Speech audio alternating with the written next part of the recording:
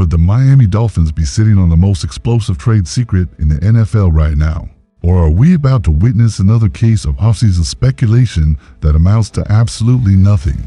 The rumor mill is churning over time with whispers of a potential blockbuster move that could completely reshape Miami's aerial attack, and the mystery surrounding this unnamed Super Bowl champion receiver has fans on the edge of their seats. Let's cut through the speculation and examine what we actually know versus what's being thrown around in the rumor mill. Bleacher Report has mentioned an explosive Super Bowl champion receiver potentially being on Miami's radar, but the lack of specific details should immediately raise red flags for anyone who has followed NFL trade rumors over the years. The timing of these rumors is particularly interesting when you consider Miami's current receiver situation and Tua Tagovailoa's recent comments about rebuilding relationships within the team. His statement about needing to work that relationship and rebuild everything again suggests there might be some underlying chemistry issues that need addressing, which could make the addition of a veteran presence more appealing. But here's where we need to pump the brakes on the excitement. The idea that Miami would trade away young, promising talent for immediate help contradicts everything we've seen. From Chris Grier's recent approach to roster building, the Dolphins have made it clear they're prioritizing culture and youth development over quick fixes, which makes a win-now trade feel somewhat unlikely. The hypothetical structure mentioned, sending out a young player in exchange for a healthy wide receiver and a draft pick, actually sounds more like Miami would be the team gaining assets rather than giving them up. If another team is willing to include draft compensation along with an established receiver, it suggests they're the ones more desperate to make a move. Let's also address the elephant in the room regarding Miami's divisional alignment. The script mentions the NFC South, but the Dolphins play in the AFC East alongside Buffalo, New York, and New England. This kind of basic factual error makes you wonder about the reliability of the source information and whether this rumor has any legitimate foundation from a practical standpoint. Miami's receiver room already features Tyreek Hill, Jalen Waddle, and several developing players who have shown promise throughout the offseason.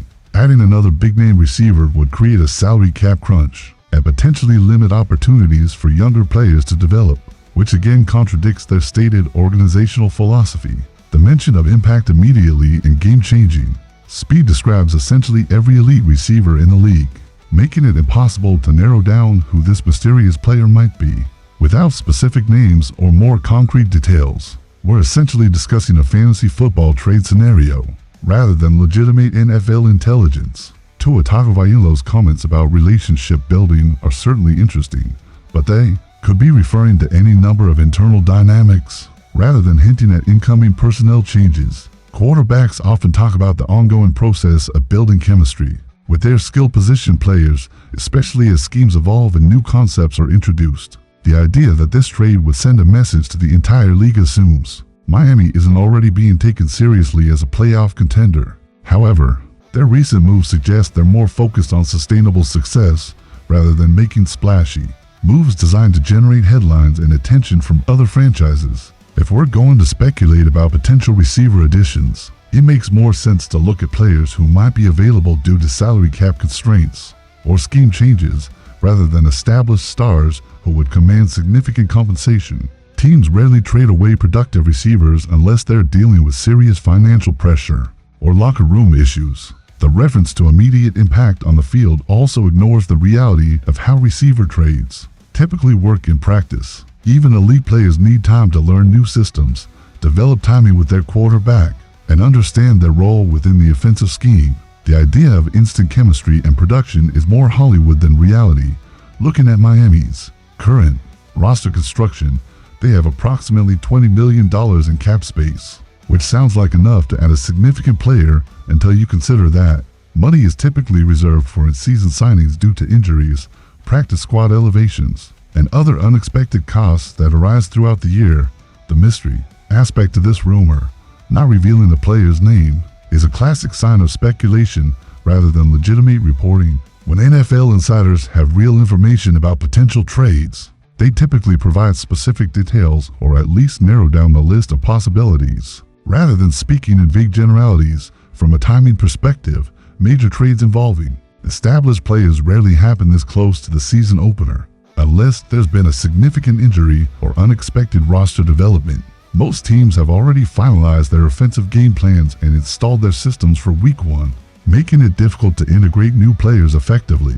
The suggestion that Miami needs to make a bold move to compete also underestimates what they've already accomplished this offseason, adding players like Russell Douglas, potentially bringing back Kendall Lamb, and focusing on cultural changes represents a more sustainable approach to building championship-level teams.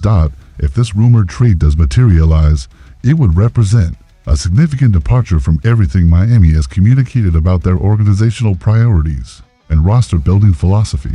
That doesn't mean it's impossible, but it would certainly be surprising given the recent emphasis on developing young talent and maintaining salary cap flexibility. The bottom line is that until we see specific names, concrete details, and reports from established NFL insiders, this remains in the category of interesting speculation rather than actionable intelligence. Miami has already made several smart moves this offseason, and sometimes the best trade is the one you don't make. What do you think about these trade rumors surrounding Miami's receiver corps? Do you believe they need to add another big name to complement Hill and Waddle, or should they focus on developing their current talent? Let us know your thoughts in the comments below and hit that like button. If you want more analysis separating fact from fiction in all the latest Dolphins news,